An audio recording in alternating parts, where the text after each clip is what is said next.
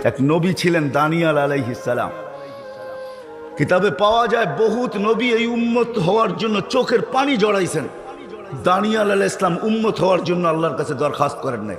বাদায়ে নেহায়া আছে, কিতাবের নাম বলতেছি, উলামায়ে কেরাম দেখা নিতে পারেন, আদি অন্তের ভিতরেও আছে। দানিয়াল আলাইহিস সালাম যিনি ইরাকে প্রেরিত ছিলেন, ওনার উপাধি ছিল হিব্বুল্লাহ, আল্লাহর ভালোবাসা। উনি এক আজীব দোয়া করছেন আল্লাহর কাছে। উনি দোয়া করছেন, আল্লাহ আমি উম্মত হইতে চাই না, এটা সম্ভব না।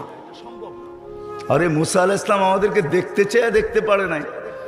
আমাদের প্রশংসা যখন আল্লাহ করতেছিলেন, তো মুসা আলাইহিস সালাম বলতেছিলেন, আল্লাহ এই উম্মতকে একটু দেখানো যায় না? তা আল্লাহ বলছে, সাবাক্তা মিনহুম, তুমি অনেক আগে চলে আসছো, এরা অনেক পরে আসবে, দেখানো যাবে না।